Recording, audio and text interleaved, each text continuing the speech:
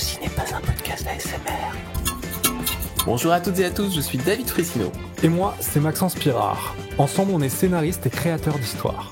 Et justement, après des années dans ce métier, on s'est rendu compte que l'écriture restait encore un grand mystère pour beaucoup de monde. Que vous soyez passionné de storytelling, scénariste en herbe, professionnel ou simplement curieux de savoir comment naissent les grandes histoires, il y a tellement à découvrir.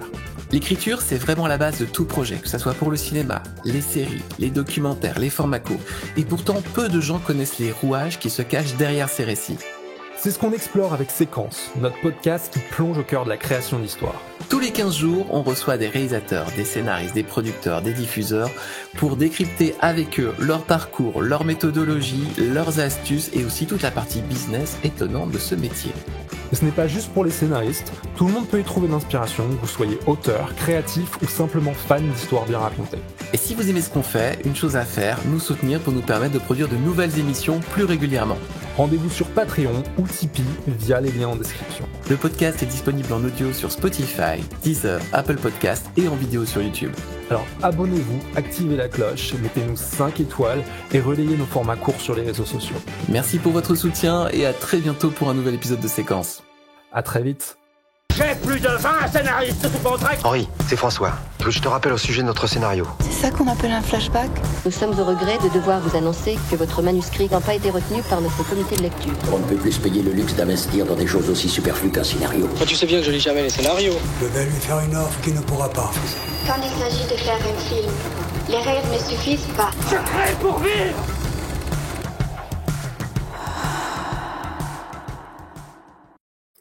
Quel plaisir de te retrouver Maxence, comment tu vas ? Ça va David, bonjour à tous. Ouais, je crois qu'on a tous les deux bien cavalé aujourd'hui. C'est ça, il en faut. Et voilà. Mais exactement, et on se pose pour notre podcast. Je précise à ceux qui nous découvrent par vidéo que j'ai une petite interférence sur ma caméra principale, mais de toute façon c'est pas grave. On vous invite quand même fortement plutôt à aller l'écouter sur Spotify, Deezer, Apple Podcast. La version vidéo, c'est vraiment si vous êtes fan de cheveux me concernant, pas de cheveux pour Maxence le concernant, ou de micro qui brille, puisque toi tu as changé de micro Maxence. Exactement, on a fait une petit investissement pour apporter un voilà. peu de couleur. Couleur bleue que moi j'ai perdu dans mon décor, mais bon, voilà, ça c'est pour ceux qui suivent la version vidéo. Je voulais faire un petit message d'intro pour vous remercier vous qui nous écoutez sur le podcast. On avait une petite stat qui était un petit peu rigolote puisque sur les podcasts qui se sont lancés depuis octobre, puisque nous on est encore tout jeunes, on est dans le top 3. Donc écoute, c'est prometteur. On espère arriver dans le top 5 des podcasts cinéma rapidement. Donc voilà, c'est un petit classement que j'ai vu passer sur Apple Podcast, si je ne dis pas de bêtises. Les chiffres Spotify sont très bons. Donc on vous remercie pleinement. Point trop d'infos, attaquons. Tout de suite, on va accueillir notre invité du jour, Cook. Bonjour Cook. Bonjour David, bonjour Maxence. Bonjour. Comment tu vas ? Très bien. Petit manque de sommeil, mais très bien sinon. Cook, un grand merci d'avoir accepté l'invitation parce que je pense que tu es dans une actualité de psychopathe malade mental ultra overbooké, je me trompe pas ? Ça s'est calmé, mais c'est vrai qu'il y a eu une semaine un petit peu intense, mais tout va bien maintenant. Bon, en tout cas, un grand merci encore d'avoir accepté l'invitation. Je vais laisser Maxence nous raconter un petit peu ton parcours en quelques mots avant d'attaquer vraiment dans le cœur des choses notre discussion pour savoir qui tu es, ton parcours et tes méthodologies de travail. Cook, on est ravis de te recevoir encore une fois.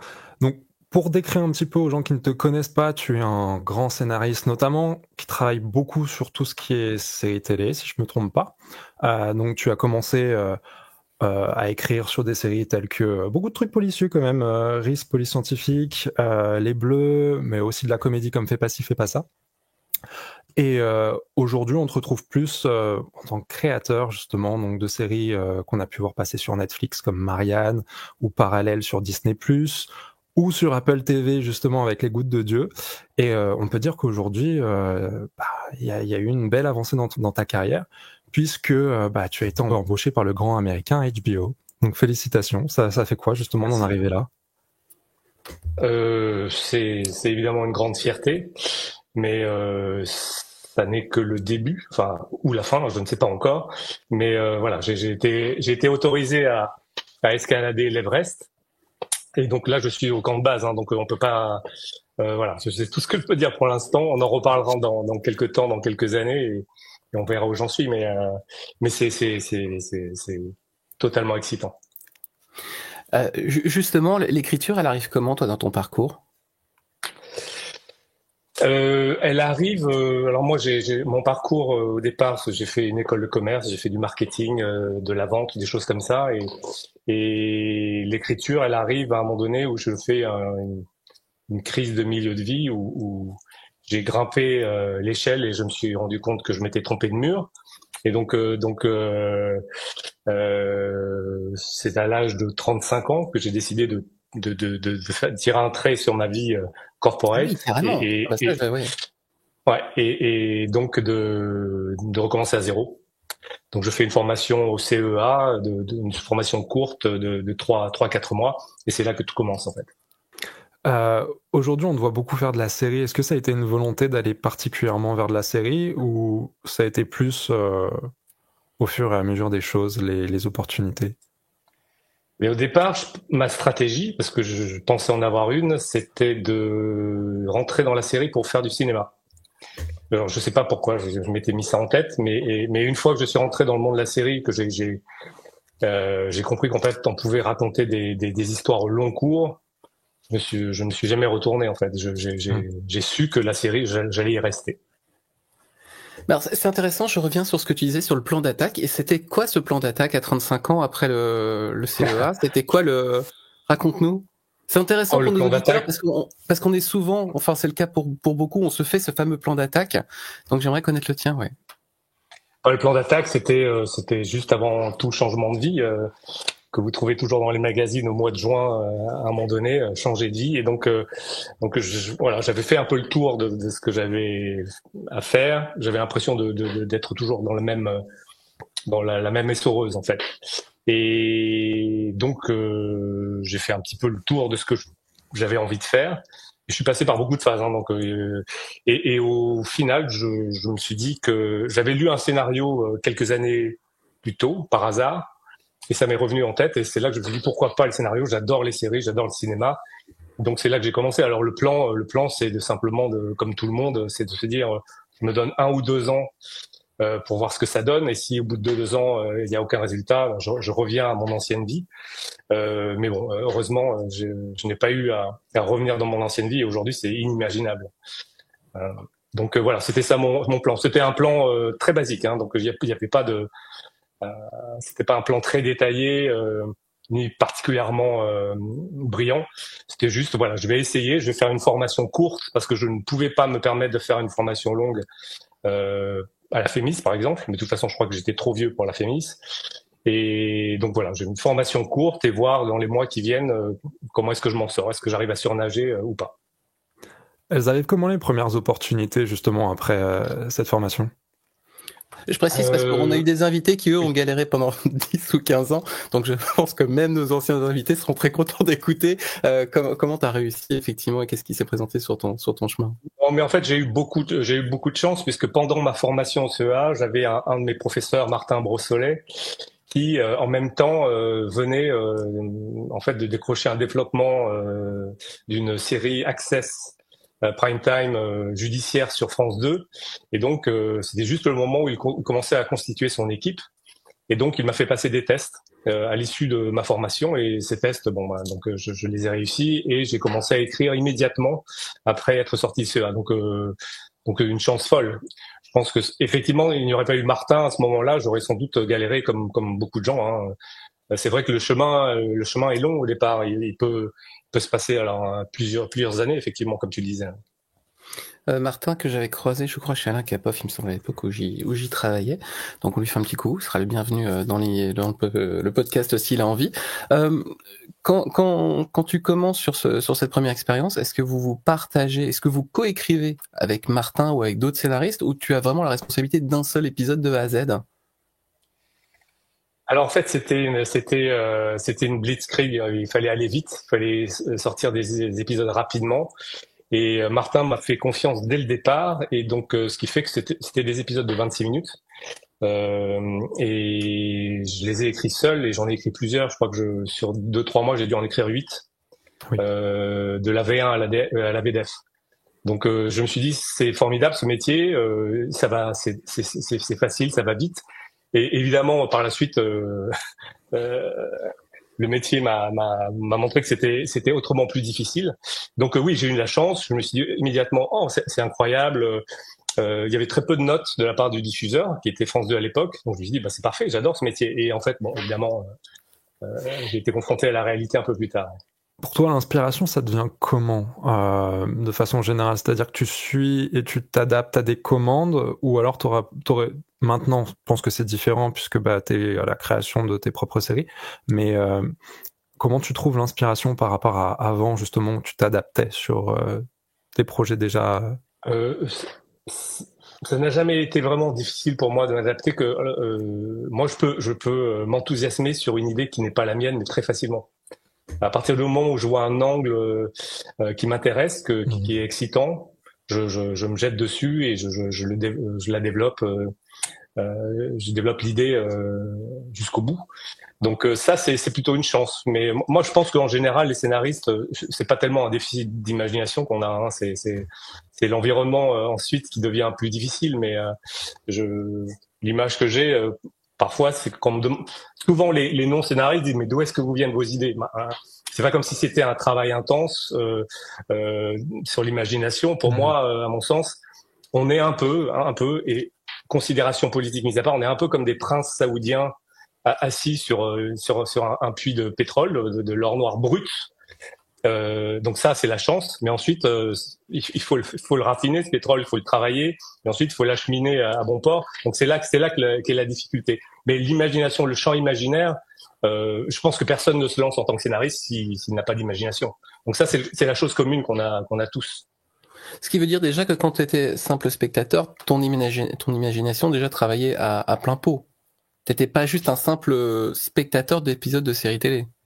Je n'en avais aucune conscience. Enfin, je me disais pas. Enfin, je me suis rarement dit tiens, je ferais autrement. Je peux me dire je n'aime pas et je serais peut-être aller dans une autre direction, mais je ne créais pas des multiverses de films ou de séries. Je me disais c'est pas totalement abouti, j'aurais fait autrement. Je me disais juste c'est dommage, mais l'imagination, je crois que je l'ai toujours eu quelque part, mais je n'ai jamais pensé que ça serait dans ce médium qu'elle s'exprimerait le mieux en fait.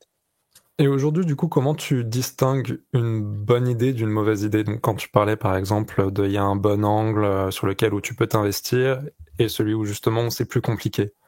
Je crois que c'est à l'épreuve du temps. Il faut soumettre. Enfin, l'idée, en fait, si elle résiste à plusieurs jours de réflexion et à plusieurs semaines de réflexion, c'est que sans doute elle est bonne. Si au bout de quelques jours une contradiction vient la faire chuter, il faut passer une autre idée. Mais j'ai la chance de suivre mon instinct qui pour l'instant m'a plutôt bien guidé. Et donc il y a des scénaristes qui ont une méthode de travail tous les scénaristes ont une méthode de travail qui leur est propre. Mais généralement, j'attends de faire maturer un peu une idée avant de l'explorer, et avant de l'exploiter. Ce qui fait que c'est très rare que je rentre que je choisisse un chemin et que 3 semaines plus tard, je me dis c'est des conneries, il faut que je recommence à zéro. Je recommence rarement à zéro. Alors que j'ai toujours une idée au départ, je me dis tiens c'est intéressant, mais ensuite elle évolue, elle a des ramifications. Mais c'est rare que je me dise c'est complètement con, il faut que je fasse autre chose. Mais tiens, il y a toujours un potentiel, il y a quelque chose que j'aime. C'est peut-être pas la bonne manière de l'exploiter à ce moment-là, mais ensuite, donc du coup, voilà, faut être un peu dans ce métier, il faut être un petit peu agile, de toute façon. Donc il faut s'adapter assez rapidement. Ça peut être à l'interlocuteur, le diffuseur, qui dit c'est une bonne idée, mais on ne veut pas ça, ou on aimerait. Donc il y a des critères qui rentrent en jeu, et à ce moment-là, évidemment, il faut savoir s'adapter et avancer et pas se bloquer au moindre obstacle. Parce que des obstacles dans ce métier, vous le savez, il y en a des milliards. Des têtes à chier, comme on dit. Tu finis cette expérience avec Martin. À la fin, qu'est-ce que tu as appris de cette première expérience, de tes rapports avec les diffuseurs? Et j'en profite pour faire une aparté. Nous aurons dans un prochain numéro Manuel Alduy, qui est le patron fiction cinéma de France 2, qui a accepté notre invitation. On devrait bientôt avoir aussi d'autres on va dire d'autres personnes décisionnaires en chaîne. Mais toi, t'apprends quoi de cette expérience, et en quoi ça va modifier la suite de ta carrière, ou de ton travail, ou de ton développement?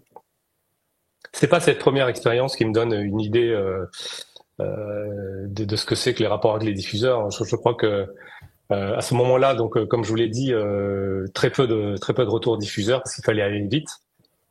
Donc je me suis dit c'est formidable, ce sont des hommes de l'ombre qui nous accompagnent avec bienveillance. Et évidemment, mon regard a un peu changé depuis. En fait, tout c'est vraiment variable. C'est-à-dire que maintenant, j'ai eu la chance de pouvoir travailler avec presque tous les diffuseurs en France, les streamers ou les diffuseurs, ce qui fait que du coup, chaque chaîne, chaque streamer a sa propre personnalité, avec évidemment des qualités et aussi parfois des défauts. Donc il faut apprendre à composer avec ce sont des personnalités. Donc et ça en réalité, mon expérience précédente, puisque avant j'avais bossé 10 ans d'entreprise, et donc évidemment les rapports de hiérarchie, les rapports même transversaux, on apprend que dans toute interaction il y a une forme de négociation, il y a une forme de ça m'a été utile par la suite, parce que je pense que pour les scénaristes qui arrivent directement dans le métier sans avoir fait d'autres métiers avant, le choc peut être un petit peu rude, parce que moi j'ai l'impression que tous les scénaristes sont en fait des grands enfants avec un enfant intérieur qui a envie de crier et raconter des histoires, ce qui est quand même quelque chose de merveilleux. Mais c'est merveilleux, mais le milieu est un peu moins merveilleux.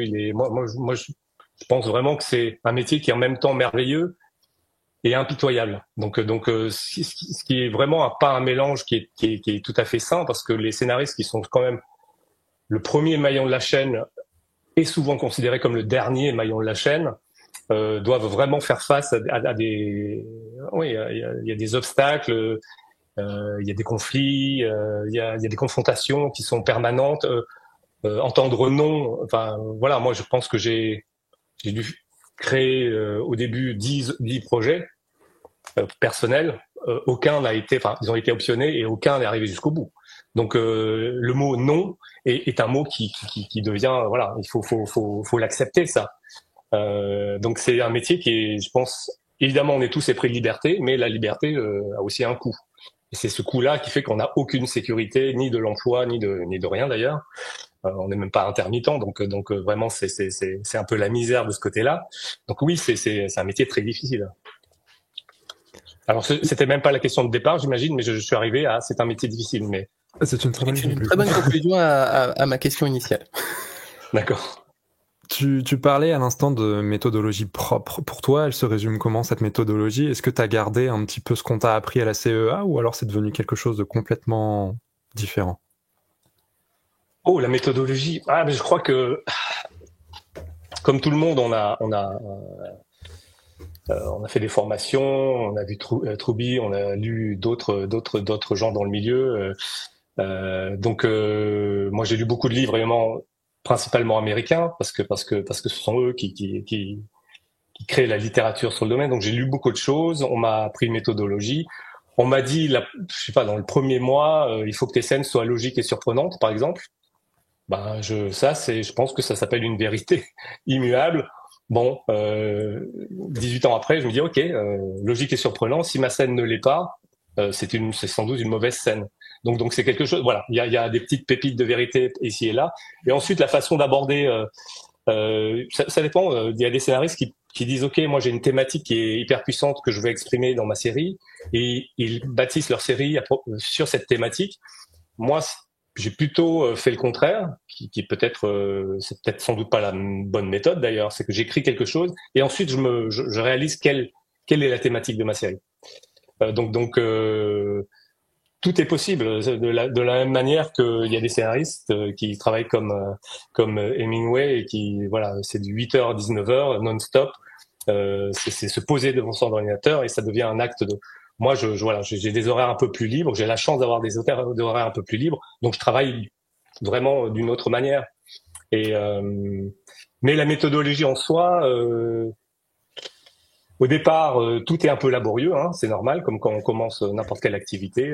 Et tant qu'on n'a pas fait les 1000 heures ou 10 000 heures de travail sur cette activité, on n'a pas les automatismes et la fluidité qu'il y a. Maintenant, vous connaissez les étapes d'un développement, enfin pas d'un développement de série, mais du développement en général. Quand on commence n'importe quoi, on est inconsciemment incompétent. Vous commencez la guitare ou le violon, vous dites ok, facile, j'attaque, et vous dites, et c'est là que vous êtes inconsciemment incompétent.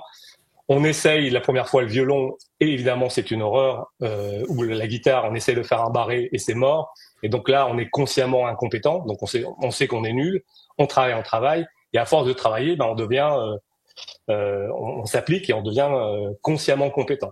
Et consciemment compétent, ça veut dire qu'il y a une sorte de concentration avec la petite goutte de sueur qui tombe là sur le côté. Et là, vous avez accompli quelque chose. Et au bout de 5, 10 ans, 15 ans, on devient inconsciemment compétent, ce qui est évidemment le Graal. C'est-à-dire que vous arrivez à un résultat sans même réfléchir à tout le processus nécessaire à arriver à ce résultat. Et ça c'est glorieux quand on y arrive.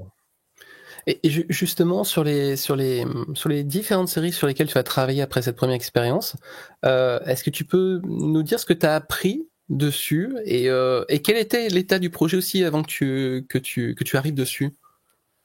Quel projet, pardon?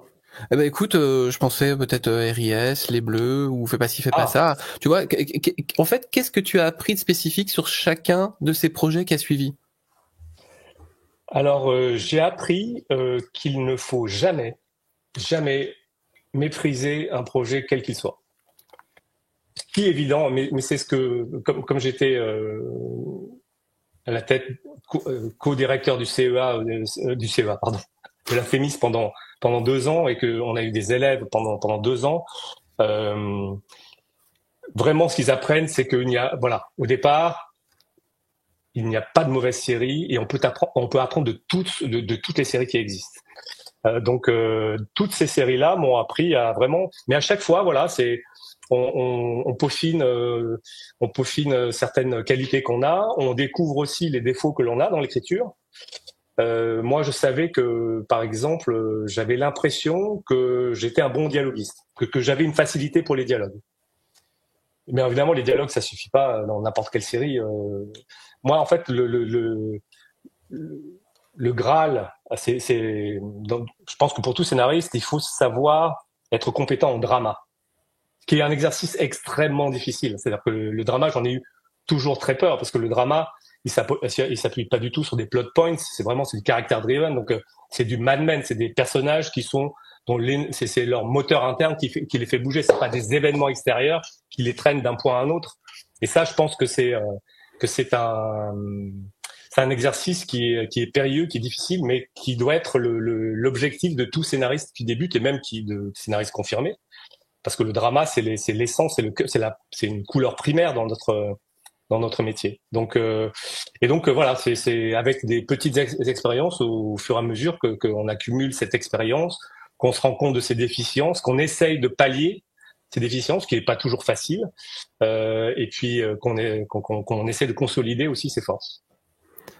Tu penses que ça a à voir aussi, la difficulté de tout ça, ça a à voir aussi avec le fait de sauter dans un train qui est déjà en marche? Bonne question. Est-ce que c'est un train? Alors, j'ai pas eu l'impression que c'était le Shinkansen quand même. On n'était pas dans un bullet train qui allait à une vitesse folle et qu'il fallait absolument. L'industrie américaine est peut-être comme ça, mais moi, je suis arrivé dans l'industrie en France il y a un peu de temps maintenant, et à l'époque, on n'était pas encore, on était en transition frictionnelle en fait. Donc, pardon pour l'image, mais c'était un peu plus un train de marchandises, vous voyez. Comme dans les films, on a un peu le temps quand même, on peut courir à côté et puis s'agripper et puis monter dedans. C'était pas une chose folle.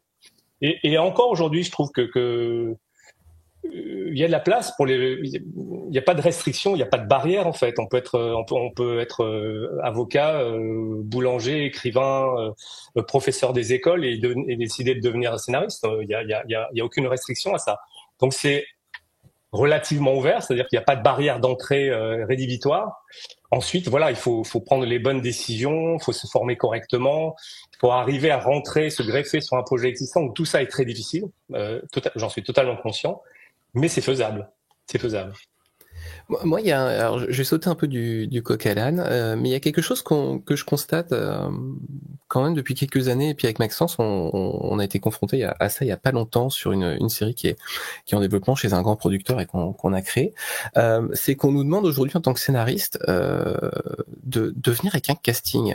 Et ça me met toujours sur le cul.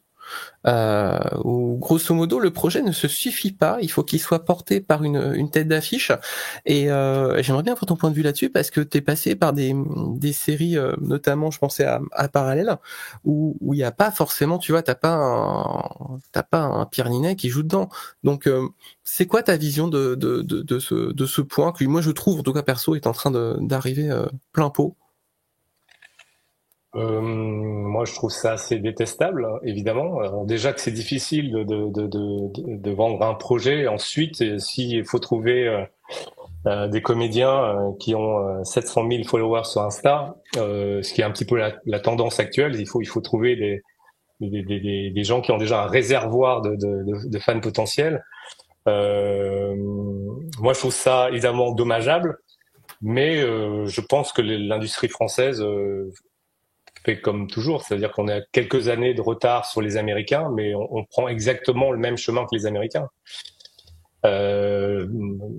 Petite digression, les Américains, la WGA a négocié des contrats, des nouveaux droits pour les scénaristes avec l'IA au cœur du dispositif. Pour l'instant, nous, on en parle, on s'insurge un peu, on dit « Oh là là, qu'est-ce qu'on va faire de ça ?» Bon, j'imagine qu'il va y avoir un Grenelle de l'IA pas dans 6 mois, parce que ça serait relativement rapide, mais dans quelques temps, et ça va être exactement la même chose. Donc, oui, c'est détestable. Alors moi, la chance que j'ai eue, c'est que dans aucun de mes projets français, aucun, ne s'est posé la question. C'est-à-dire, on m'a jamais dit, il faut que... Alors évidemment, le réalisateur, on me dit, ok, est-ce qu'il faut trouver un réalisateur? Parfois, mais pas toujours. Pas toujours. Et puis, mais en revanche, depuis que je travaille avec les Américains, oui, évidemment, il y a évidemment ce côté-là qui arrive. C'est-à-dire que ce on doit faire, ça dépend. Il faut faire ce qu'on appelle un package. Si on n'a pas un deal direct avec un streamer ou une chaîne existante, oui, il faut faire un package. Si on est un studio, si on est un producteur, il faut faire un package, trouver le réal, le comédien principal, la comédienne principale, arriver à la chaîne et dire voilà notre projet. Et donc, évidemment, ça accélère les chances du projet. Mais en France, j'ai été épargné par ça, pour l'instant. Toi qui as travaillé beaucoup avec la télé à tes débuts, et maintenant, on peut constater que tu es un peu plus avec les plateformes de streaming. Est-ce que tu constates une grosse différence dans ta méthodologie et dans la façon dont tu vas écrire entre justement la télé et ces plateformes ? Alors oui, alors pas seulement parce que c'est la télé, enfin une chaîne classique et la plateforme, ça a changé parce qu'il s'est passé beaucoup de temps entre le moment où j'ai commencé ce métier et les règles dramaturgiques ont bougé, les lignes dramaturgiques ont bougé entre ce qui s'est passé il y a 15 ans et aujourd'hui. Il y a eu une accélération parce que je pense que d'une part, il y a une offre pléthorique. Le spectateur moyen a quand même un déficit d'attention qui est beaucoup plus prononcé qu'avant. Et aussi, quand on travaille pour les streamers, il y a ce terme de completion rate qui est le taux de complétion. Alors, les deux mots sont barbares en français ou en anglais. Qui fait que en fait on analyse, ce sont des métriques, donc il y a vraiment des critères. On analyse en fait à quel moment les spectateurs quittent la série et combien restent au final sur la série. C'est barbare, mais en même temps, je pense que tout scénariste fait une série pour qu'elle soit regardée jusqu'au bout, jusqu'à sa résolution, jusqu'à son climax. Et donc, si quelqu'un fait une série pour que, au bout du compte, il n'en reste que 35% à la fin, ce qui est un très mauvais taux de complétion, hein, autant vous le dire, c'est un échec. Donc ça veut dire quoi? Ça veut dire qu'en dramaturgie, il faut savoir prendre le spectateur dès le début, lui tenir la main et garder sa main jusqu'à la fin de la série. Donc je pense que c'est assez héroïque de pouvoir se dire, ok, sur une série, j'ai réussi à garder 70% de mes spectateurs. Je pense que ça, c'est un accomplissement en soi. Donc oui, tout a bougé. Avant, on était sans doute dans une formule un peu plus plan-plan, où on se disait, ok, effectivement, le pilote, où on pouvait même se dire, t'inquiète, les 2-3 premiers épisodes sont pas ouf, sont pas super, mais ensuite, ça devient génial. Ça, c'est mort. Aujourd'hui, voilà. Déjà, aujourd'hui, certains pilotes ne sont toujours pas à la hauteur du reste de la série, mais ça veut dire que on peut dire le pilote est pas super, mais le reste de la série est bien. Mais non, ça n'est pas suffisant, parce que si le pilote n'est pas à la hauteur, ça veut dire que à la fin de cet épisode-là, 40% des spectateurs, voire plus, ne reviendront pas. Donc maintenant, je pense qu'il y a une bataille, il y a un enjeu autour du pilote qui a toujours été présent, mais aujourd'hui plus que jamais. Donc oui, tout ça a changé, la façon d'écrire a changé. Il faut des scènes qui soient logiques et surprenantes. Alors ça, en revanche, ça n'a pas changé. Et donc du coup, ça c'est quelque chose sur lequel il faut en tenir compte, absolument. Toi qui as créé beaucoup de séries, quelles seraient, et je pense que là nos auditeurs et auditrices vont être vraiment accrochés à ta réponse, quel serait pour toi le dossier de présentation, la structuration d'un dossier de présentation de série idéal, avec toute l'expérience que tu as, les séries sur lesquelles c'est pas toi qui avais créé, mais tu as vu les bibles de présentation, les bibles à la chaîne, ce que tu as développé toi pour Netflix, pour Canal, pour Arte. C'est quoi ta bible idéale? Ton dossier de présentation pour les chaînes idéal, on va dire, ou pour les producteurs. Alors moi je suis pas un expert dans les dossiers de présentation ni dans les bibles. La Bible, c'est un moment pour moi qui est assez détestable. C'est-à-dire que d'ailleurs les Américains l'appellent parfois un document de vente. Donc ça dit beaucoup de choses sur ce que c'est. C'est-à-dire que ça requiert, en tout cas, ça c'est mon impression, c'est mon sentiment, c'est que c'est un document qui requiert des qualités littéraires qui ne sont pas les mêmes qualités littéraires que l'on demande pour l'écriture d'un scénario. C'est un moment où voilà, on écrit un document où tout doit être excitant, les personnages sont excitants, l'arche est absolument incroyable, c'est un tremplin, les enjeux sont forts, les émotions sont au rendez-vous, et donc pour moi c'est un mal nécessaire. Donc je le fais jamais avec plaisir. La Bible, c'est jamais un moment agréable pour moi. C'est un peu comme quand on va skier à la montagne, c'est quand je suis dans le téléski où je sors de la voiture et que je mets les chaussures de ski, que je marche jusqu'au téléski, et ensuite tout ça c'est désagréable en fait. Ensuite, une fois qu'on me dit vas-y écris le pilote, c'est là que je descends la piste et que c'est là que je trouve mon plaisir. Mais la Bible, alors pour répondre à la question quand même de ce que j'ai vu, de ce que pour moi c'est un document qui est relativement court. Comme j'ai été aussi un peu producteur, du coup j'ai vu l'autre côté et personne n'a envie de lire un document de 30 pages. Enfin, personne n'a envie de lire. Voilà. Donc il faut trouver de la concision. C'est-à-dire, moi je dirais un document idéal, il fait peut-être 12 à 15 pages maximum.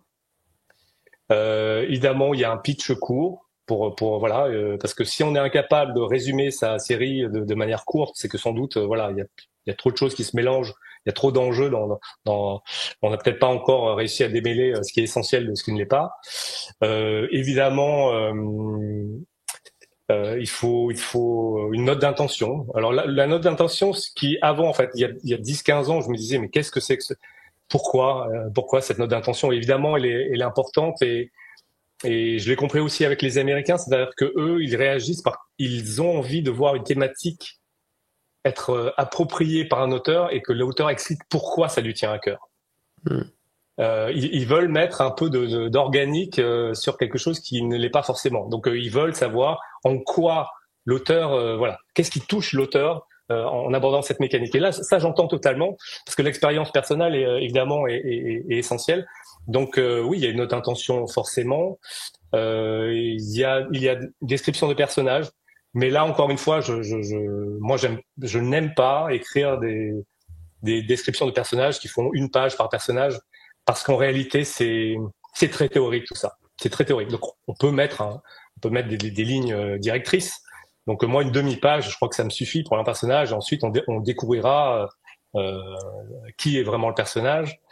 Parce que voilà, si on commence à raconter sa petite enfance, comment il a grandi, son trauma, ses névroses, ses empêchements, donc là, voilà, je pense que parfois il ne faut pas trop rentrer dans le détail. Je pense que la concision et il faut que en très peu de temps, on ait l'ossature, c'est-à-dire une sorte de squelette, une colonne vertébrale de la série, et en même temps que un peu on y ajoute des organes comme comme les tripes et le cœur. Et un peu de cerveau aussi. Donc il faut mettre tout ça. Donc c'est un peu Frankenstein, c'est pas encore complètement reconcilié, mais voilà, c'est quelque chose qui vous donne une idée de ce que va être la chose un peu plus tard.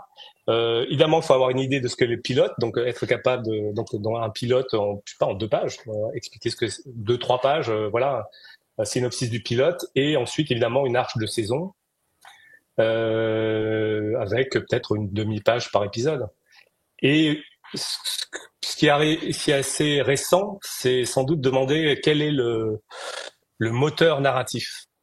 Ça, c'est arrivé il y a quelques années. C'est assez nouveau. Juste ce terme de moteur narratif, c'est OK. Est-ce que en fait, ça peut tenir, ce moteur peut tenir la machine jusqu'à la fin de la saison, et est-ce que ce moteur est capable de générer plusieurs saisons? Donc voilà, c'est un document. Voilà, moi j'aime 10-12 pages. Moi, la forme, alors évidemment, parce qu'on c'est joli, mais moi, je m'en fous un peu personnellement. Mais bon, évidemment. Et puis évidemment, aussi le ton. Il faut trouver le ton, le style, trouver des séries de référence.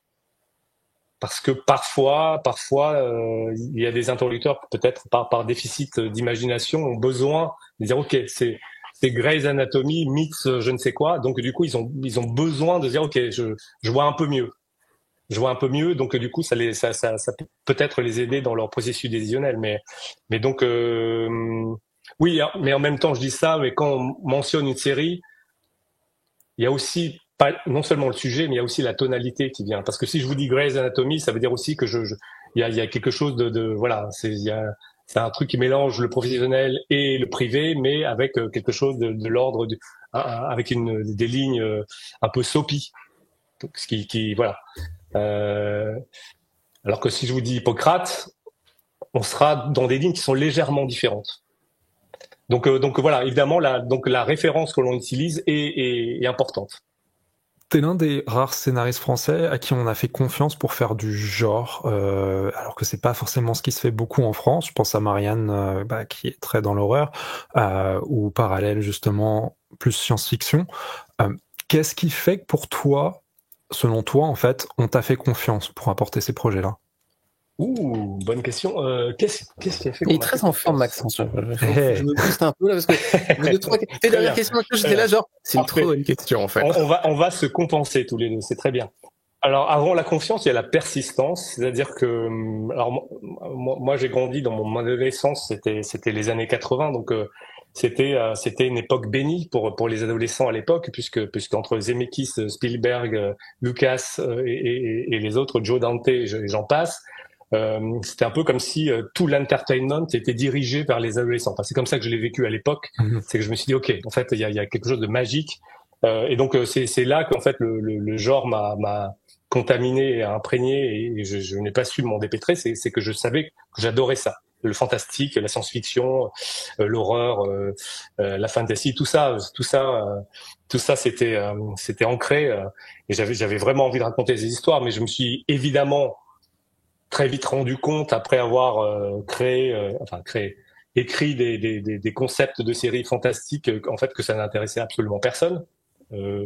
Et donc la seule chose que j'ai pu faire, c'est un peu de crier à qui voulait l'entendre que si jamais il y avait une ouverture à un moment donné pour faire du fantastique, de l'horreur ou je ne sais quoi, j'étais là. Donc voilà, j'étais un peu au milieu de la cour avec ma main levée en disant moi pour ça. Donc ça s'est pas fait en un jour, hein, puisque la première incursion dans le fantastique, c'était Intrusion pour Arte. Donc c'était une trilogie, une série qu'on a créée avec Florent Meyer et Frédéric Azémar. Et donc ça, c'était la première incursion dans une possibilité, voilà, hommage à Philippe Cadic, donc voilà, sur la gémellité. Et donc ça, c'était 10 ans après, quasiment 10 ans après mes débuts dans le métier. Donc moi, ça a été une succession de pieds dans la porte en fait. C'est jamais comme si les portes s'étaient ouvertes grand et on disait vas-y rentre, vous êtes le bienvenu, pétale de rose et champagne. Absolument pas, ça n'a jamais été comme ça. C'est à chaque fois, à chaque rendez-vous avec les producteurs depuis le début, j'ai dit voilà, moi j'aime ça et ça, mais j'ai un amour particulier pour le fantastique, etc. Et à force de le dire et de me faire entendre, ça a quand même dû résonner chez mes interlocuteurs. Donc ça a commencé effectivement avec Arte Intrusion, et ensuite ça a été avec Nox pour Canal+, qui est une série horrifique.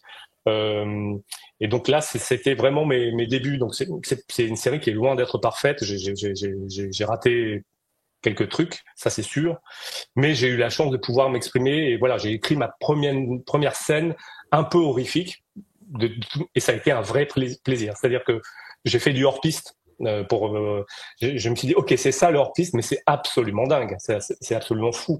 Et comment est-ce que je peux faire ça? Donc voilà, donc j'ai accumulé une petite expérience là-dessus, toute petite, voilà. Et ensuite effectivement, c'était Marianne. Et Marianne, c'est Samuel Baudin qui m'a fait. On s'est rencontrés. Moi, je pensais que j'étais plutôt bon cinéphile, sériephile en horreur, mais en fait, par rapport à Sam Baudin, je suis absolument rien. Je suis un tout petit padawan. Lui, il avait une sorte d'une connaissance encyclopédique. Et en fait, je l'ai suivi et il m'a emmené dans son univers horrifique. Et j'ai appris énormément de choses avec lui. Et d'ailleurs, moi, je le dis très très simplement. Là-dessus, c'est lui qui a été vraiment leader. Moi, il était Batman, moi j'étais Robin dessus. Donc, j'en ai pas perdu une miette. J'ai vraiment appris. Voilà, avec lui et c'était formidable.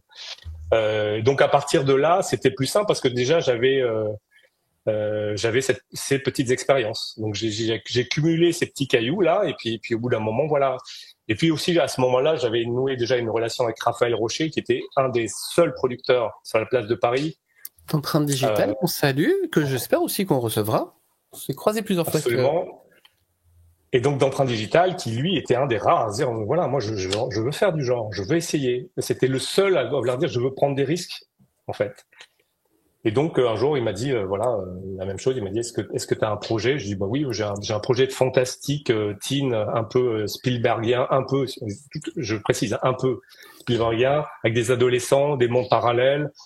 Moi, j'avais habité en Suisse au-dessus du CERN, donc je m'étais dit tiens, c'est super si un jour voilà, on fait une histoire, il y a le CERN, ils sont en train de recréer les conditions de création de l'univers à 200 mètres sous nos pieds, et s'il se passait quelque chose. Donc je lui dis ça, il me dit mais vas-y, montre-moi, et puis donc j'avais écrit quelque chose. Donc c'était un des nombreux projets que j'avais mis dans un tiroir. Il m'a dit vas-y, on y va. Et donc c'est comme ça que ça a commencé en fait. Et justement, on en discutait avec, tu me rattraperas Maxence si je dis une boulette, mais c'était Milan Mauger qu'on a reçu dans l'émission, qui était le co-scénariste d'un petit truc en plus, qui disait que maintenant le luxe qu'il avait, c'était de pouvoir vendre ou se faire optionner des séries sur un pitch de 5 lignes. Toi sur Parallèle, qui était une très bonne série, j'avais beaucoup aimé.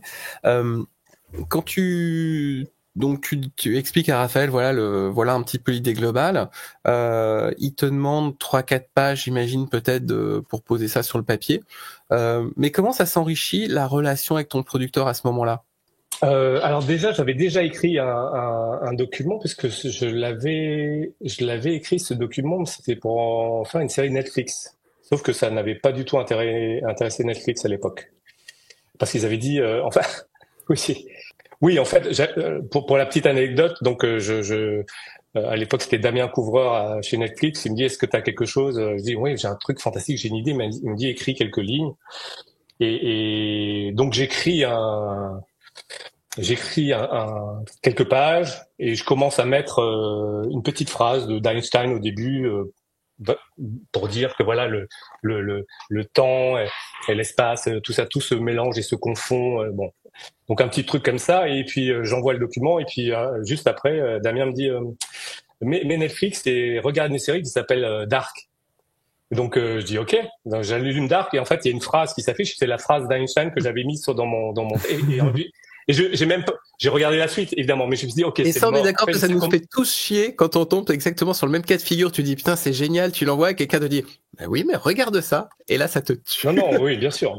Alors moi en fait mon parallèle pour moi c'est du popcorn, c'est un petit bonbon acidulé qui est hyper agréable. Dark il porte bien son nom, il rentre dans des problématiques et il creuse des sillons plus profond que parallèle, hein. Il y a aucun doute là-dessus. Mais en fait, comme le début c'était quasiment la même chose, et ensuite chacun part dans sa direction, je me suis dit ok, j'ai compris. Alors je me suis pas énervé en disant j'ai pas regardé le ciel en l'accusant de tous les maux. Je me suis dit ok, mauvais timing, c'est pas grave. C'est l'avantage qu'on a essuyé 150 refus avant, c'est que le 151e fait beaucoup moins mal que le premier. Hein. Donc je me suis dit, ok, pas de problème, dans un tiroir. Et ensuite, quand Raphaël lit le projet, il dit, c'est super, on avance. Et donc lui aussi est abreuvé de tout ce qui est années 80, 90. Donc on tombe rapidement d'accord sur ce qu'il faut faire sur la série. Donc à partir de là, c'est vraiment très agréable. Et là, lui, le parallèle avec Dark devient plutôt presque une force et non plus un défaut. Ah bah c'est surtout que comme toute chose, le temps fait son œuvre et que Dark ça faisait maintenant quelques années que c'était passé et que du coup, voilà, on pouvait considérer qu'il y avait prescription. Et surtout, en termes de tonalité, j'étais sur un truc beaucoup plus joyeux et lumineux que Dark. Donc à partir de là, ça n'a pas été une décision difficile à prendre. Comment tu vas gérer tout ce qui est coproduction, je pense aux Gouttes de Dieu par exemple, à l'écriture, parce que en l'occurrence là, voilà, on a le Japon, on a la France, on a l'Italie. Comment tu vas l'écrire, même ne serait-ce qu'au niveau des dialogues? Enfin, comment tu gères ces différents langages, ces différentes nationalités, ces différentes cultures? Alors en fait, l'écriture. Mais ce qui est assez intéressant pour moi en tout cas, c'est que ce soit pour Marianne ou Parallèle ou Les Gouttes de Dieu, il y a eu un glitch dans la Matrix que je vais vous expliquer après, qui fait qu'à un moment donné, je n'ai pratiquement pas eu de retour de diffuseur. Alors vous allez me dire, qu'est-ce que c'est que voilà, c'est une lumière divine qui s'abat sur toi. Non, en fait, c'est plus compliqué que ça. C'est que au départ, par exemple, pour Marianne, encore produit par Raphaël Rocher, on n'avait pas de diffuseur. En fait, personne n'en voulait de cette série d'horreur. C'est une fois qu'on a écrit de nombreux épisodes, alors je ne sais plus exactement parce que la mémoire me fait défaut, mais peut-être 5-6 épisodes déjà, que Netflix a demandé à Raphaël, est-ce que tu as quelque chose? En fait, Raphaël Rocher a développé la série sans avoir de diffuseur. Donc, bon, ça autant vous dire que c'est extrêmement rare dans ce milieu. Et donc, du coup, la série était déjà pratiquement déjà écrite quand Netflix est arrivé. Donc, et il voulait pas changer tout pour recommencer le développement du début. Vous imaginez bien. Donc, ça, c'était le cas de Marianne. Et ensuite, pour Les Gouttes de Dieu, c'est que ça a été encore plus compliqué. On avait un diffuseur au départ. Le diffuseur nous fait développer la série et au bout de quelques épisodes, le producteur et moi nous sommes convoqués et le responsable de la fiction à l'époque, qui n'est plus là, dit alors d'abord on pense que le vin c'est quand même pas tout à fait un sujet très porteur, et deuxièmement je pense vraiment que les storylines des Japonais, ça n'est pas pour notre public. Bon, et donc j'avais écrit 3 épisodes et demi à l'époque, et il coupe le développement. Donc on repart à zéro en recherche de chaîne. On trouve un autre diffuseur qui est OCS, qui dit on accueille la série, mais au bout d'un moment OCS ils font absolument ce qu'ils peuvent avec leur budget, donc ils disent bon, on a un petit truc à vous dire quand même, on n'a pas du tout le budget pour produire la série. Donc on recommence à zéro. Donc, mais ça veut dire quoi? Ça veut dire que pendant ce temps-là, j'ai écrit les 8 épisodes et que j'ai eu le retour de mes producteurs précieux, mais je n'ai eu aucun retour chaîne diffuseur. Et donc et ensuite un diffuseur est arrivé, un autre producteur.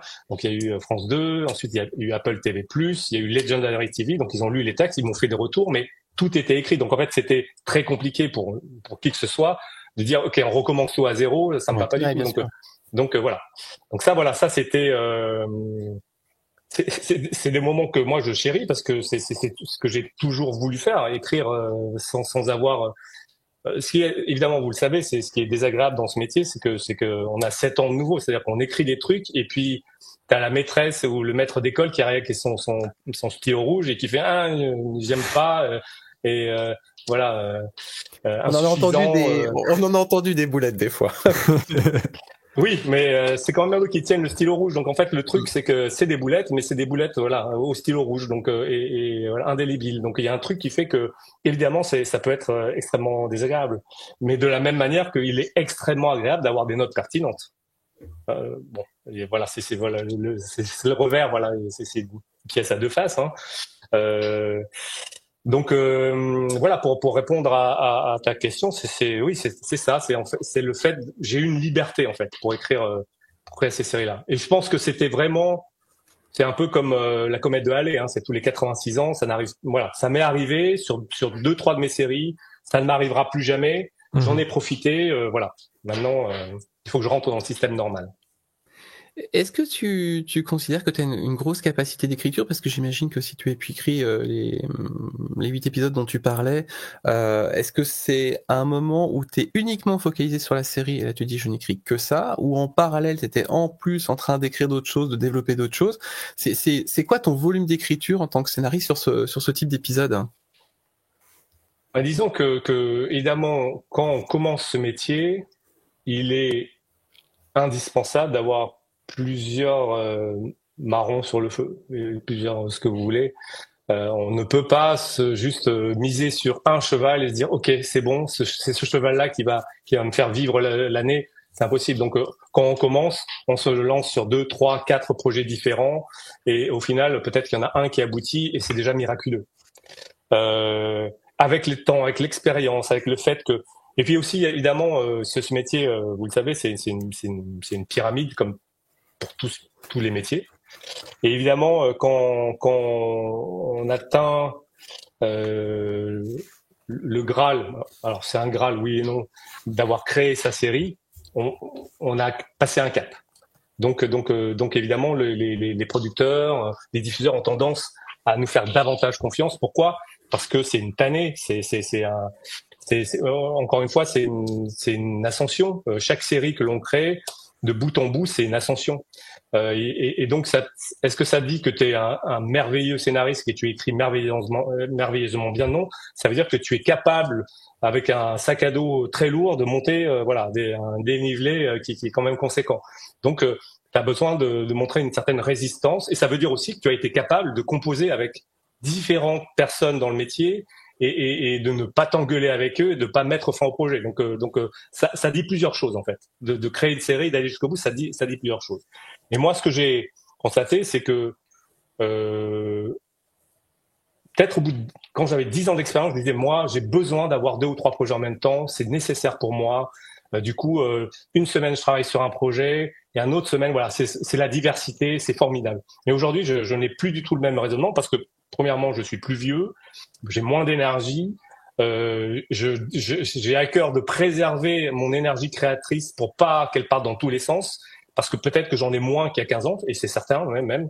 Donc il faut que je me ménage en quelque sorte, et donc j'ai plus de plaisir à ne me concentrer que sur un projet. Mais en revanche, quand je suis sur ce projet-là, j'avance assez vite. Donc j'ai besoin, voilà. Et dans ces cas-là, moi, je commence toujours un projet tout seul. Je commence à réfléchir. Moi, ce que j'appelle la naissance d'un pont, c'est-à-dire que je vais au bord de la rivière ou du fleuve. Je me dis tiens, je vais poser mon pont ici, là, au départ, et de l'autre côté de la berge, tiens, ça serait pas mal qu'il arrive là. Et j'imagine quelque chose, comment dire, l'architecture globale de ce pont. Mais en fait, et après. C'est seulement après, je fais appel à d'autres scénaristes parce que je crois vraiment fondamentalement aussi à l'intelligence collective et je fais venir 2-3 scénaristes et j'aime bien ce chiffre-là, qu'on soit 3 ou 4 uniquement parce que j'ai déjà travaillé à 10 et pour moi 10 ça devient du management d'entreprise et en fait tu deviens chef d'orchestre et tu dois gérer 4 solistes et puis le reste de l'orchestre, donc c'est compliqué. Alors qu'à 2, 3, 4, moi j'ai trouvé mon équilibre, on avance vite, on est réactif. Et puis ce qui est pratique aussi quand on est 3 ou 4, c'est que voilà, le consensus peut être rapidement atteint. Donc on n'a pas besoin d'avoir, voilà, c'est pas un vote, c'est pas 12 jurés en colère, il faut convaincre les 11 autres qu'on a raison. C'est que les 2, 3 autres, en fait, très rapidement, j'ai jamais eu de cas où il y avait blocage, par exemple, où il ne se passait rien. Donc oui, aujourd'hui, c'est précieux pour moi d'avoir, j'ai du temps pour réfléchir à mes projets, j'ai du temps pour ne pas travailler à certains moments quand je pense que je suis trop fatigué, que j'ai pas le jus, j'ai pas la, et j'ai le luxe de pouvoir attendre. Et de me dire, ok, maintenant, voilà, j'ai des choses qui sont en train de s'accumuler, je les note et paf, je repars. Et ça, c'est très agréable.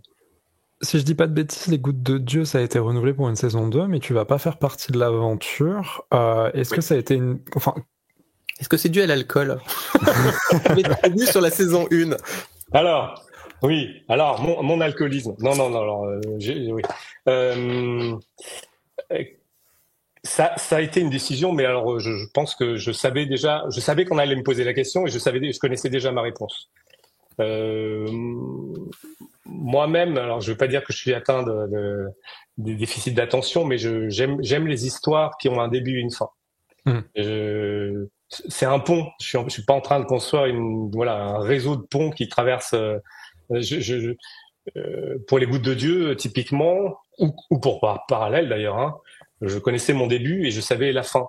Et ensuite, ça ne m'intéressait absolument pas de repartir avec les mêmes personnages pour raconter d'autres histoires à partir de ces personnages. Moi, je voulais raconter une histoire. Voilà, comme un peu un conte. Voilà, j'ai pas envie de voir Cendrillon 2, j'ai pas envie de voir Blanche-Neige 2, j'ai envie je raconte mon histoire et à la fin je suis content, j'ai terminé mon histoire. Et surtout, ce qu'il faut voir aussi, c'est que mais en même temps, ça peut-être que ça m'arrivera un jour, c'est que lorsqu'on travaille sur une série à multiples saisons, supposons qu'on travaille sur une série qui fasse 3 saisons, ça veut dire qu'on va au minimum passer 5 ans de sa vie dessus. Et moi, j'aime bien changer de personnage et j'aime bien pas changer d'univers quand même. Et j'ai l'impression que je me nécroserais un petit peu à rester pendant 5 ans avec les mêmes histoires et à les renouveler, à essayer de les renouveler tant bien que mal. Donc j'aime assez les séries limitées. J'aime beaucoup les anthologies, par exemple. Je me dis, voilà, typiquement, True Detective saison 1, qui est la meilleure saison de toutes les saisons, j'aime bien ce principe.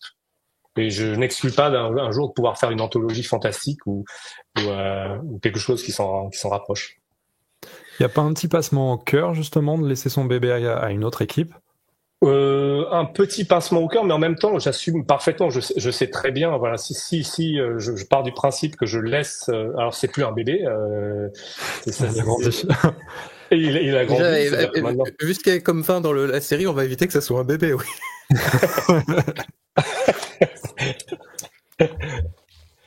Oui. Très bonne remarque. Bah, toi aussi, tu es vif aujourd'hui, c'est bien. Donc,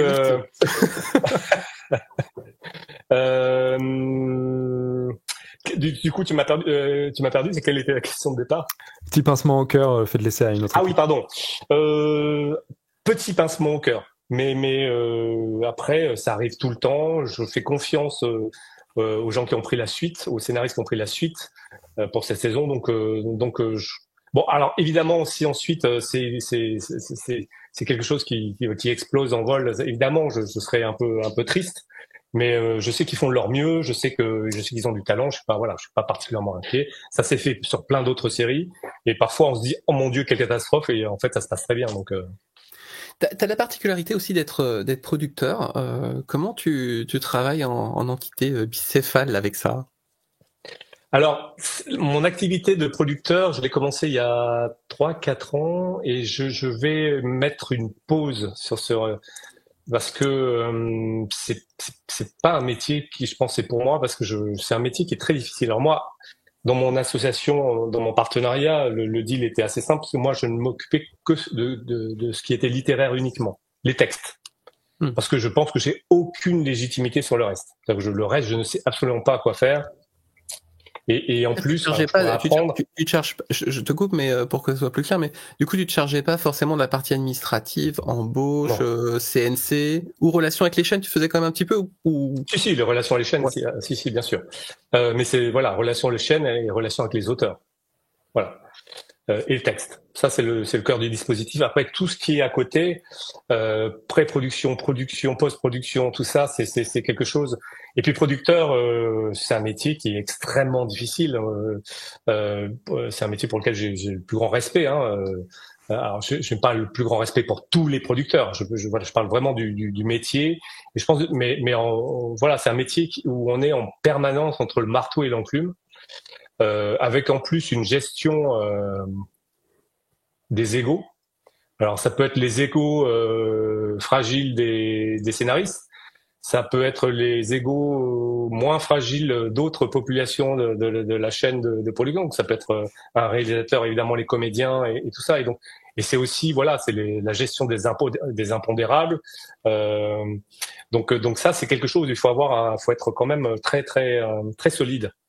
Donc les producteurs avec qui je m'entends bien, j'ai un vrai respect parce qu'il faut avoir une vision et puis voilà, sur le long cours, il faut être endurant. C'est un marathon évidemment, c'est même un Ironman, je dirais. C'est un truc qui est quand même très compliqué là-dedans. Donc moi, comme je n'aime rien tant que comme disait Flaubert, de mener une pauvre vie plate et tranquille, ça c'est vraiment mon plaisir à moi. Producteur, s'il y a trop d'agitation pour moi, c'est quelque chose qui. Alors j'ai adoré accompagner les auteurs pour pouvoir voilà les aider à développer leurs textes et ensuite en même temps ils sont grands, ils se débrouillent très bien. Mais ça a été un vrai plaisir de pouvoir les aider à créer leur propre série. Mais voilà, après tout le reste, c'est il y a un moment donné comme à la base je suis plutôt très introverti. À tendance sociable modérée, c'est un métier qui me demandait trop de sacrifices en fait. Pour tout ce qui est de l'ordre de la recherche, quand tu vas écrire un projet, pour toi, ça a quelle place? Parce que par exemple, je prends Parallèle ou Les Gouttes de Dieu, il va y avoir quand même des sujets où il faut s'y connaître un minimum, que ça soit la physique quantique ou justement le vin et l'œnologie. Comment tu réussis à vulgariser ces sujets-là? Alors, alors Parallèle, évidemment. Donc, oui, il faut se pencher sur la question, mais comme c'est de la science-fiction et que les sentiers ont déjà été battus, il y a déjà un imaginaire collectif qui est assez développé. Donc, on n'a pas besoin j'ai pas inventé une nouvelle théorie où je n'avais pas à expliquer pour la 100e fois ce que c'est que la théorie de la corde. C'était quelque chose, voilà. On connaît ça et moi je fais une variation. Donc moi j'ai rien révolutionné dans le fantastique avec le voyage dans des univers parallèles, mais je voulais mettre un petit spin, un truc qui fait que voilà, quelque chose qu'on n'avait pas nécessairement vu avant, mais qui ne changeait pas. Voilà, on n'est pas dans Interstellar, on se pose la question de qu'est-ce que c'est voilà, on n'est pas. C'est vraiment un petit bonbon. Voilà. Ensuite, pour les Gouttes de Dieu, comment est-ce qu'on arrive à ce degré de vulgarisation? La réponse est simple, c'est en étant nul au départ sur le sujet en question. Et c'est exactement voilà. Je n'ai pas accepté le projet parce que j'étais un expert œnologue. Je suis un amateur, mais de vin, mais en amateur dans le sens le plus basique du terme. J'aime le vin, mais en dehors de ça, je ne peux pas en parler pendant des heures. Donc évidemment, au départ, il a fallu que je m'informe. Donc j'ai vu des documentaires, Mondovino évidemment, des choses sur les sommeliers, les concours de sommeliers qui sont, je trouve, absolument fascinants.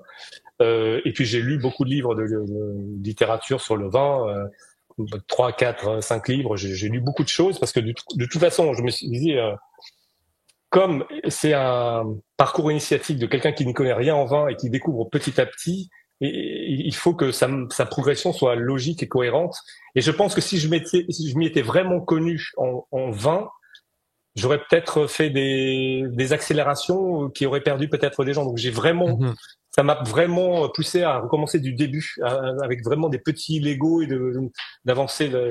Et évidemment, j'ai aussi eu l'aide d'un sommelier, Sébastien Pradal, qui vraiment, voilà, qui m'a aidé pour les défis, parce que j'avais des idées de défis œnologiques, mais bon, quel vin bon avec? Évidemment, j'en sais rien. C'est un peu trop compliqué pour moi. Donc, il m'a beaucoup aidé là-dessus. Donc, connaissance personnelle plus apport d'un expert, ça, c'était extrêmement précieux. Si on repart sur un petit peu sur la structure d'un épisode de série télé type, et là je vais un petit peu aussi faire écho à l'expérience que tu es en train de vivre avec HBO, tu le construis sous quel type, enfin sous quelle forme narrative de structure, tu vois, en 3 actes, 4 actes, 5 actes, ton épisode français, et quelles sont les spécificités qui arrivent avec ce franchissement de l'Atlantique pour toi? C'est un peu compliqué parce que je n'ai jamais construit en acte. Donc ça va aider absolument personne, ce que je vais dire, et ça va n'inspirer personne. Peut-être justement, peut-être que tu vas non. ce truc-là. non, évidemment. En fait, non, Clémence Madeleine Perdriat, avec qui j'étais co-directeur de la FEMIS, le département série, elle est toujours là-bas d'ailleurs. Elle a un œil pour les actes qui est absolument dingue. Et moi, en fait, les actes, ça ne me parlait pas. 4 actes, 5 actes, je raisonne absolument pas comme ça. Et en plus, on peut se dire aussi que à un moment donné, dans l'histoire de la télévision américaine, ils ont construit les actes en fonction des coupures d'écran publicitaires. Donc c'est quand même, voilà, en termes de logique théorique sur la construction d'un épisode, c'est quand même assez léger. C'est-à-dire qu'en fait, oui, ça a 5 actes parce qu'il y a une coupure publicitaire en plus. Bon, ça me paraît un petit peu incohérent. Mais moi, j'ai écouté ce qu'on m'a dit. Je me suis dit, en fait, il faut vraiment. Je n'ai pas toujours réussi, hein, je tiens à le préciser. C'est que à partir du moment où on construit quelque chose qui est logique et cohérent et surprenant, pardon. Moi, je pense que quelqu'un comme Damon Lindelof, je ne sais pas s'il construit par acte, peut-être, mais chaque scène nous propulse un peu plus en avant. C'est-à-dire qu'on prend, et même aujourd'hui, si vous regardez même un scénariste qui a le vent en poupe, et c'est peu de le dire aux États-Unis, il s'appelle Taylor Sheridan. Donc Yellowstone, Landman, 183, Justified, voilà. Mayor of Kingstown. Enfin, il y a énormément de séries. Je pense qu'il y en a au moins une dizaine. Qui crée 3 séries par an tout seul parce qu'il ne croit pas en la valeur du collectif et qui crée ces séries sur son ranch au Texas et qui a une imagination folle. Je sais même pas s'il crée en acte, mais en tout cas, chaque scène, tu termines la scène et tu te dis waouh, et il enchaîne sur la scène. Et en fait, c'est typiquement le genre, et c'est la même chose pour moi, les deux, et même Noah Hawley fait ça aussi. Il prend la main du spectateur dès le départ, et en fait, même si tu en avais envie, tu ne pourrais pas lâcher sa main. Pas parce qu'il est en train de te faire une clé de judo ou de karaté, c'est parce qu'en fait, avec les scènes qu'il crée, il y a une sorte de mouvement, de trajectoire qui est absolument dingue. Et en fait, tu es surpris soit par la qualité des dialogues, soit par la situation, soit tellement de choses qui arrivent qu'en fait, pour moi, on me dirait, il crée 100 actes. Je dirais, ben oui, très bien, absolument. Ou bien il me dirait, oui, en fait, c'est une série, c'est un épisode en 12 actes. Je dis, ok, Taylor, je te crois sur parole. Donc, il y a quelque chose, voilà, qui est un peu implacable. C'est-à-dire que si on arrive à être un storyteller, si on arrive vraiment à être ce conteur au coin du feu, et que dès le début on dit je vais vous raconter une histoire, voilà, on est quelques-uns au coin du feu, je vais raconter une histoire, et que vous emmenez jusqu'au bout de la nuit le spectateur, est-ce qu'on a besoin d'actes?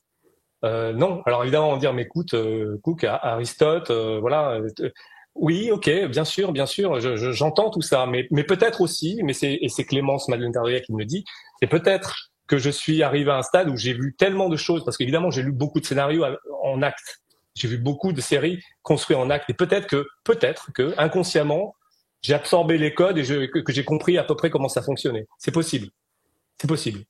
Donc je ne vais pas dire que les actes ne servent à rien parce que ça serait idiot de ma part. Je pense qu'ils ont une utilité, mais moi je suis passé au travers des mailles du filet. Ça t'est venu comment en fait? Enfin, c'est venu comment justement de travailler pour la FEMIS et d'encadrer des étudiants? Tout simplement, ma y a 2 ans et demi, on m'a appelé et on m'a demandé si je voulais devenir directeur de la FEMIS. Alors quand je dis ça, on dirait mais c'est le département télé, création de séries. C'est 6 étudiants. La FEMIS, c'est une école publique. Donc, parfois, on se dit la FEMIS, c'est une sorte d'institution, aristocratique. Ça serait le HEC du cinéma, alors que, en réalité, quand on connaît vraiment l'école, c'est vraiment une école qui a vraiment beaucoup de cœur, qui a vraiment peu de moyens aussi. Il faut l'entendre. Et donc, qui se bat pour vraiment accompagner ses élèves. Donc, on a 6 élèves. Triés sur le volet, qu'on accompagne pendant une année, avec qui on développe vraiment des très belles relations. Donc on les accompagne sur leurs projets. Alors parfois ils nous détestent, parfois ils nous adorent. Et ce qui est plus intéressant là-dedans, c'est d'avoir un regard sur leur texte et d'essayer d'être en même temps bienveillant et constructif. Et aussi, ce qui est important dans ce rôle-là, c'est de pouvoir les accompagner aussi psychologiquement, parce que d'être leur Sherpa, toujours métaphore alpine, je reste dessus, parce que le métier est extrêmement difficile et que psychologiquement certains, je parle pas des élèves particulièrement, mais des scénaristes, évidemment qu'on craque à certains moments. Moi, je rappelle qu'aux États-Unis, à la WGA, il y a en moyenne environ 10 000 scénaristes de télévision, dont la moitié, 5 000, gagnent exactement la somme de $0 par an. Donc ils ont travaillé sur une série à un moment donné. L'année dernière, l'année d'avant, peu importe. Mais un instant T, là, maintenant, il y a 10 000 scénaristes, il y en a 5 000. Maintenant, il y en a plus, puisque c'est la récession aux États-Unis et que le nombre de séries a été divisé par 2, voire 3. Sur ces 10 000 scénaristes, il y en a sans doute aujourd'hui, là, à l'heure où je vous parle, il y en a sans doute 6 000 qui sont chez eux et qui se disent comment est-ce que je vais gagner ma vie l'année prochaine. Quand on a 20 ans, 25 ans, c'est une chose. Quand on en a 45, qu'on est marié, qu'on a 2 enfants, un crédit immobilier et 2 voitures, c'en est une autre. Donc c'est un métier extrêmement difficile et c'est pour ça que on leur apprend évidemment la passion, les vertus, la patience, de l'humilité. Évidemment, il faut être déterminé et voilà, il faut avoir un point de vue, il faut apprendre à se remettre en question. Donc c'était parce que j'ai dû arrêter à cause plutôt de HBO, parce que je me suis dit il faut vraiment que je me concentre sur cette partie-là de ma vie. Mais c'était une expérience formidable. Je vais essayer de pas casser mon micro. La transition est un peu tout trouvée. C'est quoi cette expérience? Alors, c'est quoi cette expérience HBO? Qu'est-ce que tu peux nous dire? Qu'est-ce que tu es en train d'apprendre? Est-ce que ça remet en cause des fondamentaux? Est-ce que, voilà, t'es comment là-dessus? Alors, cette expérience HBO, c'est donc je travaille exclusivement pour HBO, pour US, pour un temps, pour 2 ans. Et pendant ces 2 ans, je dois trouver une série à développer pour eux.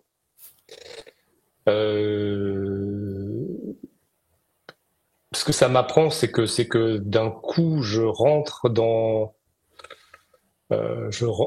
plein pied dans le territoire de fiction qui est le plus incroyable au monde, qui est le plus puissant au monde, qui est une industrie. J'apprends que il faut se battre pour absolument tout, c'est-à-dire pour asseoir sa légitimité. Moi, je ne suis que un petit Français scénariste qui débarque. Donc, en même temps, ce qui est bien, c'est que les attentes ne sont pas hyper élevées.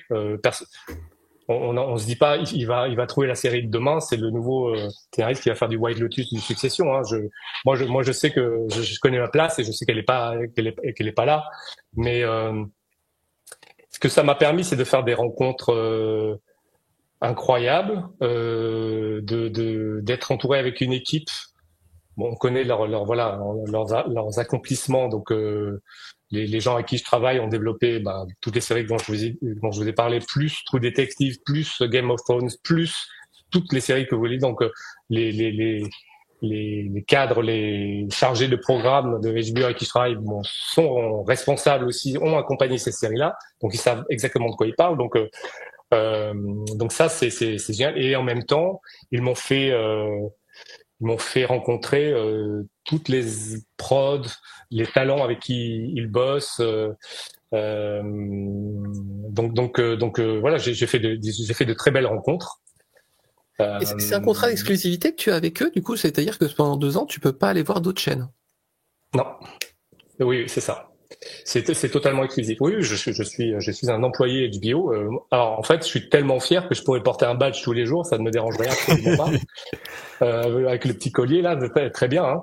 Ou même avec la petite épingle là, comme ça. Là. Donc oui, pendant 2 ans c'est ça, et donc il faut que je trouve le projet qui. Alors je suis en train de développer un projet avec eux, mais bon, comme on est sur un, je peux pas évidemment en parler, mais comme c'est sur un IP qui est un peu important, évidemment il y a des enjeux économiques, financiers qui sont considérables. Il y a beaucoup d'acteurs autour de la table, ce que je veux dire acteurs de parties prenants au niveau des droits, au niveau des producteurs, etc. Ce qui fait que c'est vraiment une discussion multipartite, ce qui fait que voilà, il faut savoir composer là-dedans. Alors j'ai 2 petites choses pour compléter. Est-ce que tu as dû, 1, trouver un agent, et 2, est-ce que tu travailles uniquement en anglais du coup avec eux, ou tu écris en français, tu fais une trad après, ça part chez eux? Alors premièrement, j'ai un agent, oui. Alors j'ai un agent américain depuis 5 ans maintenant, qui est arrivé grâce à Marianne. C'est Marianne, Marianne a eu un petit retentissement aux États-Unis, ce qui fait que du coup, les Américains sont assez friands de ça. Donc, et ce qui fait que j'ai été contacté il y a 5 ans maintenant, et que cet agent m'a accompagné, voilà, aux États-Unis. Donc du coup, j'ai fait beaucoup de rencontres, j'ai rencontré, des acteurs du marché. Et la deuxième question, oui, alors le travail se fait en anglais, évidemment. Tous les rendez-vous, les réunions de pitch, tout ça se fait en anglais. Donc il m'est arrivé aussi de pitcher un projet pendant 1h30 en anglais. Donc ça, je vous assure que à la fin, le cerveau ne ressemble plus à rien. Et donc, mais voilà, c'est encore une fois, ce sont des expériences qui sont tellement extraordinaires que je serais quand même mal placé pour m'en plaindre. Donc, et en revanche, pour l'écrit, je sais que mon anglais est bon, mais je sais qu'il est largement inférieur à mon français. Donc, je pourrais avoir tendance à commencer à écrire en anglais, mais je me rends compte que voilà, je m'auto-limite en fait dans mon champ lexical si je me mets à écrire directement en anglais. Donc, ce que je fais, c'est que quand je sais vraiment ce que je veux dire en anglais, je l'écris en anglais, et ensuite le reste, quand la pensée doit être un peu plus fine, j'écris en français. Donc, du coup, les documents que j'écris à la base, c'est des documents un peu moches qui sont un mélange de français et d'anglais que je fais traduire ensuite. Ta carte blanche complète sur ce projet que tu développes, ou alors tu vas être quand même assez réglementé par HBO? Qu'est-ce que tu veux dire par réglementé? Pour moi, HBO, c'est quand même en fait la première structure qui a donné un petit peu la parole à tous ces réalisateurs, ces showrunners, de faire un peu ce qu'ils veulent pour renouveler la télé, parce qu'il n'y avait pas ces coupures pub. Mais du coup, comment toi, ça se traduit dans ton travail par rapport à tout ça? Alors, première chose, au début, j'étais très fier, mais très stressé à l'idée de travailler pour eux. Et je me disais, il faut vite que je trouve un sujet pour eux, parce que sinon, voilà. Donc, je suis un imposteur, etc. Je suis le Jean-Claude Roman du scénario. Donc, du coup, j'étais un peu en panique. Et mon agent, tout de suite, m'a dit, écoute, prends le temps qu'il te faut. Prends 3 mois, prends 6 mois, prends 1 an. Trouve le sujet. Et ensuite, si le sujet fonctionne, HBO n'a n'y verra aucun inconvénient. Donc déjà, ça m'a vraiment détendu. Et deuxièmement, tout est possible. Tout est possible. C'est-à-dire qu'aujourd'hui, oui, j'ai un terrain de jeu qui est absolument, je fais l'exploration d'un territoire inconnu en fait. Un territoire de fiction auquel je n'avais pas accès évidemment, parce que même évidemment quand on fait, vous le savez évidemment, quand on fait du genre en France ou fiction, il y a un moment donné on se heurte au mur du budget, parce que voilà, on veut bien que tu fasses de la science-fiction, mais on a 1,5 million par épisode. Ok. Donc tu ne veux pas que je fasse de la science-fiction, ou alors tu veux que je fasse de la science-fiction, mais en fait ça sera de la science-fiction 2 fois par épisode, un petit truc un peu étrange, et hop, Ouais. Donc évidemment, il y a des limitations, mais donc avec HBO, c'est non seulement, en tout cas, c'est le cas pour l'instant. J'ai les coudées franches, j'ai les mains libres. C'est-à-dire que je peux prendre n'importe quel sujet et le budget pour l'instant n'est pas du tout en question. Il y a pas de limite à l'imaginaire. Mais de toute façon, on le voit, voilà, une fois que des gens comme ça ont fait House of the Dragons ou Game of Thrones, on voit bien que voilà, il n'y a pas de, il faut que le potentiel soit là, c'est tout. Quelle est la personne qui était la plus importante sur ton parcours de créateur, de showrunner? Alors, pour l'instant, je vais répondre à ta question, mais alors, je ne suis pas showrunner, pas pour l'instant, parce que c'est pas un rôle que j'affectionne particulièrement, parce que vous, comme moi, avez dû regarder lire des livres ou des documentaires sur ce qu'est être showrunner, et c'est une tannée d'être showrunner. C'est un sacerdoce. C'est qu'à un moment donné, on doit endosser des responsabilités et avoir des qualités qui ne sont pas forcément nécessaires en tant que scénariste. Donc, il faut vraiment avoir une palette de qualités qui est quand même assez large. Gérer un budget, gérer plein de choses, des gens, l'ego des gens, rentrer dans des choses qui sont. Et moi, ça n'a jamais été mon plaisir, en fait. Ça peut changer un jour, hein. Peut-être que. Alors, je vais rectifier ma question. Quelle est la personne qui a le plus compté sur ton parcours, soit de scénariste, soit de créateur de série? Alors, je vais répondre sans répondre. C'est-à-dire que ce qu'il m'a manqué pendant toutes ces années, c'est d'avoir un mentor. J'aurais adoré avoir un mentor. J'aurais adoré avoir quelqu'un. Moi, je sais que quand je suis rentré dans un collectif de scénaristes qui s'appelle le SAS, avec des gens comme Fanny Herrero, Benjamin Dupas, Marine Francou, Cécile Ducrot, Camille de Castelnau, d'autres scénaristes de ce milieu qui ont fait de très belles choses, et j'en oublie, hein, évidemment. La plupart d'entre eux travaillaient sur un village français, et lorsqu'ils parlaient de Frédéric Krivine, il y avait une lumière qui s'allumait dans leurs yeux. Et non seulement il y avait la lumière qui s'allumait dans leurs yeux, mais en plus, ils partageaient un vocabulaire commun, vocabulaire scénaristique qui leur avait été évidemment insufflé et imprégné par Frédéric Krivine. Et donc, en fait, voilà, ils avaient un mentor. Ils faisaient partie d'une famille dramaturgique. Et moi, ça m'a toujours manqué parce que du coup, j'ai toujours été un peu, je parle pas de ce groupe-là, mais ensuite dans mon travail, j'étais plutôt solitaire, donc je suis pas tombé sur quelqu'un qui m'aurait pris sous son aile et qui m'aurait dit voilà comment tu devrais faire. Tu sais, là, il faut que tu sois un petit peu plus lucide parce que c'est très difficile aussi dans ce métier d'avoir la lucidité. La lucidité, moi, je pense que c'est un mot qui est essentiel dans le métier, c'est qui pourrait éclairer certaines de nos déficiences. Parce que je pense que c'est le cas pour 99% des scénaristes aujourd'hui, c'est que on écrit un concept, on a des idées, on couche sur la page, on envoie, on reçoit un refus, et on ne sait pas pourquoi ce refus a été motivé.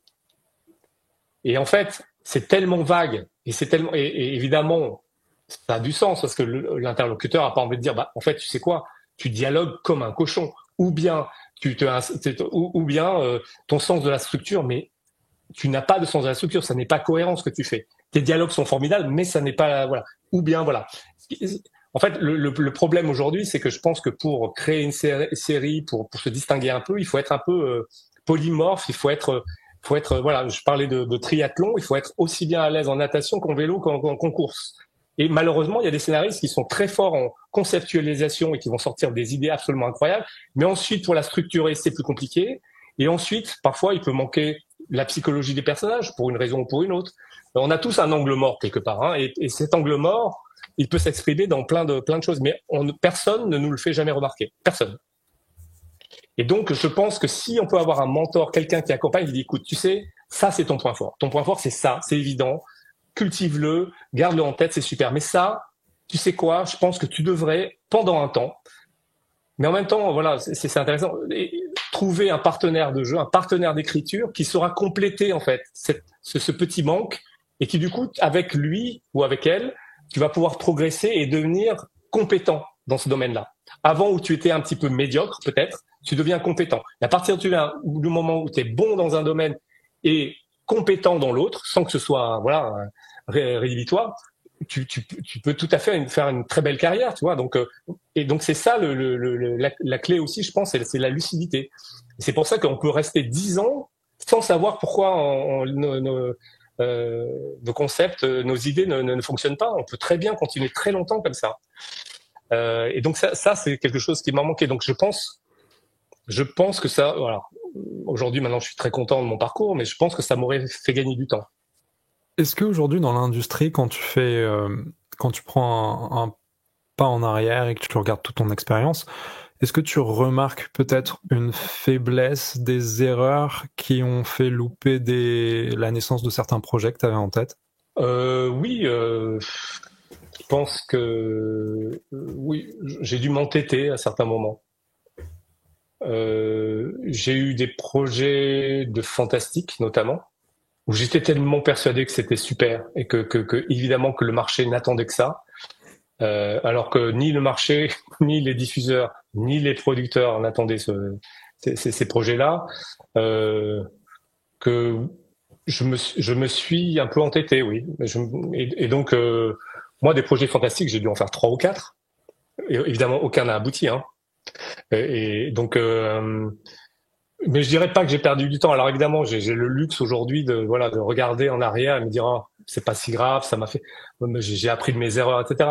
Mais sur le moment, je pense que ça m'aurait peut-être que j'aurais aimé que. Alors il m'arrive aujourd'hui qu'on me demande mon retour sur les choses et parfois il m'arrive d'être un peu comme les Américains le disent brutalement honnête. Ça, je ne veux pas. Oui, pardon, vas-y. Ah non, complètement, mais t'as complètement raison parce que je vais illustrer ainsi pour notre audience parce que l'idée aussi c'est que nos auditeurs puissent croiser différentes expériences. Mais on a eu le cas avec Maxence il y a quoi, Maxence, il y a 6 mois, on fait une série historique. Donc on fait une bible sympa, 15-20 pages, plutôt efficace, qui part chez les producteurs avec lesquels on a l'habitude de côtoyer. Dans le lot, on met toujours, tu vois, quelques petits nouveaux, tu vois, pour voir les retours. Et tout le monde nous a dit, écoutez, c'est super, c'est génial. Sauf qu'en fait, personne ne cherche de série historique en ce moment. Donc c'est peut-être la série sur laquelle on a eu le plus de retours positifs et qui était plutôt d'ailleurs très très agréable. Mais avec ce contrebalancement, comme tu dis, en fait, là, personne n'en veut. Et là, tu te dis, bah en fait, je vais le mettre de côté, je vais attendre un petit peu, quoi. Mais comme tu dis, tu dois apprendre à tourner la page très très rapidement, quoi. Oui, mais moi, j'adore les séries d'époque. Ah non, mais retourne pas le couteau dans la plaie. Non, mais j'ai une théorie là-dessus. J'adore les séries d'époque parce que comme nous sommes des scénaristes et que nous sommes en général des créatures assez perméables à notre environnement, perméables et sensibles à notre environnement, et que on peut dire que le monde va assez mal aujourd'hui. Enfin, moi, c'est ma perception. Donc pourquoi est-ce que je m'emmerderais à écrire des histoires contemporaines ? Pourquoi est-ce que je me ferais chier à écrire des histoires sur le monde qui m'entoure alors que le monde qui m'entoure me donne des boutons et me donne des crises d'angoisse ? Donc évidemment que j'ai envie de parler d'un autre temps. Si j'ai envie de parler d'amour et de romantisme, j'ai envie d'aller au 19e siècle. J'ai envie de voir Chateaubriand. Enfin, j'ai envie de voilà. Alors évidemment, il y aura d'autres choses très violentes au 19e siècle. Mais si je veux exalter un sentiment, je vais aller au 19e siècle pour raconter cette histoire. Je vais pas aller en 2024 et puis je vais pas faire un mec qui ouvre son compte Tinder et qui ensuite va rencontrer l'amour en swipant de 17 fois à droite. C'est pas ma conception de ce romantisme-là. Donc évidemment que et donc je pense qu'à un moment donné, mes 3 projets que j'avais proposés, c'était que des choses d'époque. Alors soit c'était la Seconde Guerre mondiale, soit c'était le tournant du XXe siècle, soit voilà. Moi c'est des périodes où je me dis ok, ça c'est intéressant. Il y a une sorte de naïveté à ce moment-là pour certaines choses, et donc du coup je pense que ça permet de rentrer dans un truc où la pureté des sentiments exprimés est compréhensible parce qu'elle s'inscrit dans l'époque. La vague du romantisme au XIXe siècle, c'est quelque chose de très très puissant et et très dramatique en même temps. Et donc moi, évidemment, j'allais voir des gens comme Apple, etc. Mais en fait, ils me disaient, on ne veut pas. Et ce qui me rendait un peu dingue avec Apple en même temps, c'est que je leur disais, voilà, c'est un truc d'époque. Ils me disent, non, nous, on reçoit trop de trucs d'époque, on n'en veut pas. Et ensuite, je regarde les choses qui sortent sur Apple TV+, avec tout le respect que je leur dois, et je voyais que des trucs d'époque qui sortaient et qui marchaient pas forcément. Donc, et donc je disais, ok, comment est-ce qu'on fait en fait? Donc effectivement, parfois on a des projets auxquels on croit énormément, mais la fenêtre de tir est toute petite. Et ce qu'il faut se dire, c'est que même des gens, aux États-Unis, c'est le cas aujourd'hui. Aujourd'hui, il y a des packages qui sont faits avec des gens qui sont en liste A, aussi bien en réalisation que les comédiens, et qui ne se font pas. C'est-à-dire que vous pouvez avoir des gens, je suis sûr que vous pouvez avoir Cate Blanchett, Guillermo del Toro plus je ne sais qui, ils vont voir un truc et dire, ah non, mais Guillermo del Toro, ça va, le 19e siècle, ça suffit maintenant, on n'en veut pas. Donc, il y a des projets comme ça qui ne se font pas. Et il faut l'accepter, mais je crois vraiment au fait que il faut être patient. Il faut être patient. Soit tu attends que l'époque soit plus favorable, soit tu construis ton propre pouvoir pour qu'à un moment donné, et j'en suis pas encore là, donc je le dis tout à fait librement, on te dise qu'est-ce que tu veux faire. Et là tu dis j'ai un truc super, tu sors de ton tiroir et là tu dis bonne idée et peut-être que voilà. Et là les choses se font. On parlait du pitch, moi je trouve que c'est vraiment un moment qui est hyper important. Toi, c'est quoi tes conseils pour pitcher? C'est quoi tes recommandations? Tu pitches, tu commences par où? Tu t'insistes sur quoi? Ben, il y avait le scénariste de Scorsese qui disait à propos de surtout Taxi Driver et tous les autres, qui disait qu'un scénariste c'était un storyteller. Je parlais du mot storyteller tout à l'heure, c'est qu'en fait le scénariste, son art ne s'inscrit pas dans l'écrit mais dans l'oralité, et que donc on est des conteurs au coin du feu, et que en fait c'est ça notre métier, c'est raconter des histoires comme ça. Et depuis que je travaille avec les Américains, je le vois tous les jours. C'est une vérité, c'est-à-dire que il faut savoir les embarquer dans une histoire. Il faut savoir. Il faut vraiment. Voilà, c'est l'oral qui passe en premier. C'est le premier test en fait. La première épreuve, c'est l'oral. Ensuite, il y a l'écrit, évidemment. Mais l'oral, si le test du pitch est raté, il y aura pas de suite. Et donc, à partir de là, et c'est compliqué parce que, encore une fois, je parle pas pour tous les scénaristes, mais la plupart d'entre nous sommes des créatures d'habitude ou peut-être plus introverties, et la difficulté dans ce monde, c'est qu'en fait, il faut savoir communiquer comme un extraverti. Donc, ce sont des codes de communication qui nous obligent un peu à sortir de notre réserve et de notre coquille. Et donc, ce qu'on m'a appris de toute façon, les gens me l'ont dit, je l'ai lu, je l'ai éprouvé dans mes expériences, c'est que ce qui intéresse vraiment les Américains en tout cas, c'est de dire pourquoi est-ce que tu veux raconter ces histoires. Alors évidemment, déjà, il faut raconter l'histoire, il faut savoir ménager les temps, il faut savoir vraiment surprendre aussi. Il faut pas que ce soit réservé à l'écrit. Il faut vraiment, voilà, je te raconte une histoire au coin du feu. Elle est un peu mystérieuse, elle fait un petit peu peur. Il faut qu'à certains moments, tu te recroquevilles un peu. Tu dis mais qu'est-ce qui va se passer ensuite? C'est ça l'essence du pitch. Et aux États-Unis, il y a le pitch court de 5 minutes, il y a le pitch un peu plus long de 15 minutes, il y a le pitch de 30 minutes et il y a le pitch de 1 heure et quelques. J'ai eu la chance ou l'expérience en tout cas de vivre tous ces pitchs-là. Et donc effectivement, il faut raconter l'histoire et ensuite il faut dire voilà. Généralement, on commence pourquoi est-ce qu'on a raconté cette histoire. Quel est en fait l'élément déclencheur qui fait qu'on a voulu raconter l'histoire. Donc dans le cas de votre série historique, c'est un jour vous êtes tombé sur une gravure d'eux, vous avez lu un article qui parlait d'eux dans Le Monde, qui disait ça, et vous avez vu quelque chose derrière sur quelque chose qui vous intéressait. Et évidemment, il faut qu'on parle d'émotion à ce moment-là. Donc moi, je sais que personnellement, les histoires que je raconte, et ça c'est après avoir écouté Guillermo del Toro qui disait qu'il avait réalisé quel était son thème dans tous ses films. Moi, mon thème à moi, c'est aimer avant qu'il ne soit trop tard. Et donc du coup, je sais que moi, mes histoires, si je mets de l'amour, la mort et le deuil, c'est les ingrédients de base. Je vais me débrouiller. Je vais me débrouiller parce que je sais ce que j'ai envie de raconter. Et à partir du moment où il y a quelque chose sur l'amour filial ou fraternel ou ce que vous voulez, ça, je sais que du coup, je le fais pas je le fais parce que c'est quelque chose qui m'anime. C'est-à-dire que dès que je vois des histoires, par exemple le film Les Bêtes du Sud sauvage, si vous vous souvenez, il y avait une très belle histoire d'amour entre un père et sa fille. Moi, quand je vois ces histoires-là, j'en pleure parce que il y a quelque chose que ça agite chez moi.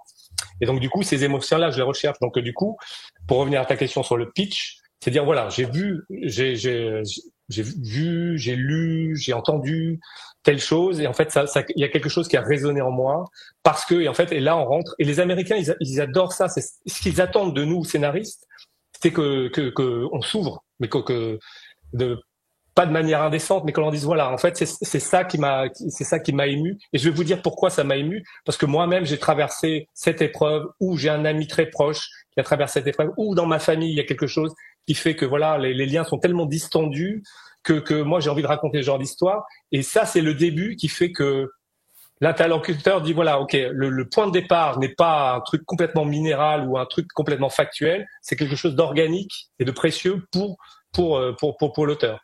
Et ensuite, on déroule l'histoire.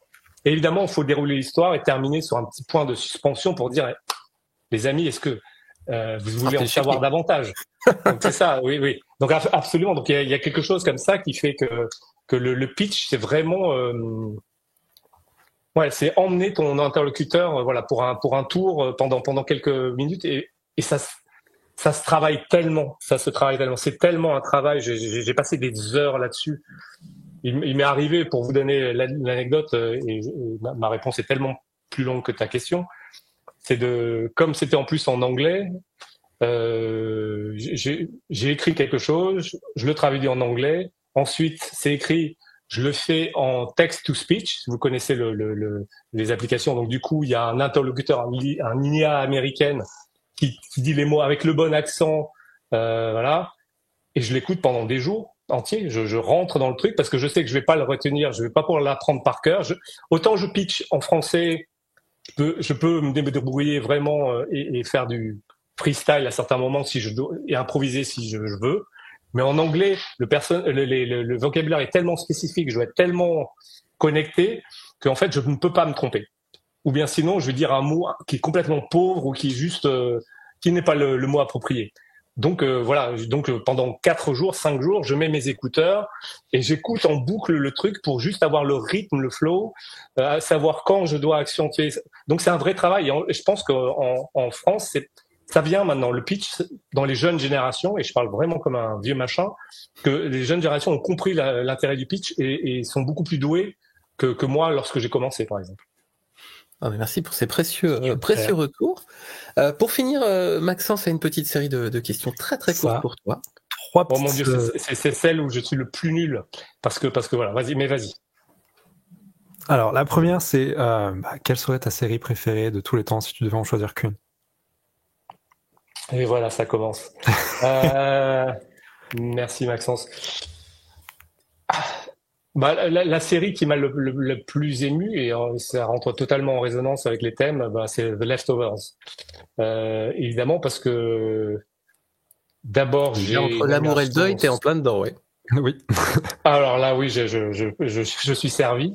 Non, mais même rien que si vous avez en tête le générique de la seconde saison, avec ces gens qui disparaissent sur les photos avec la petite musique folk très joyeuse.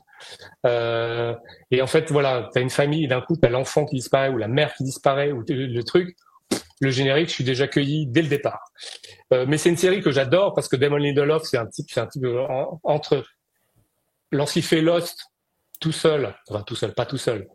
Il fait Lost avec Carlton Cuse. Ensuite, il fait The Leftovers. Ensuite, il fait Watchmen. Le mec a vraiment une sorte de voilà, il a une étendue absolument incroyable. La première saison, en fait, les 6 premiers épisodes, je rentre pas totalement dedans. Bon. Et ensuite, à partir du 6e épisode, je suis complètement cueilli. Et là, il m'a embarqué complètement. Et donc, c'est rare que les séries me mettent dans un état émotionnel, voilà, où je suis sur la crête en permanence, en fait. Le scénario que tu aurais aimé écrire. Le scénario que j'aurais aimé écrire. La fin de Game of Thrones. Les derniers épisodes de Game of Thrones. C'est quand même la série où c'est la meilleure série du monde et c'est la pire série du monde en même temps.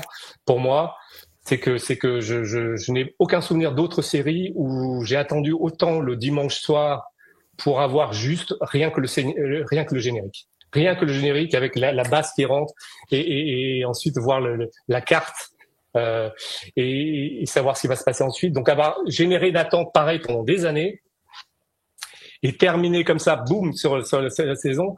En fait, j'aurais aimé revenir dans le temps. Je reçois un coup de fil et c'est HBO qui me dit « Tu sais quoi, Cook, tu fais un truc en ce moment ?» Et là, je dis « Bah non. Est-ce que ça te dirait d'écrire la fin de Game of Thrones ?» Je dis « Mais absolument, je suis libre, ça tombe bien. » Et là, hop, dans un multiverse, il y a une autre fin de Game of Thrones.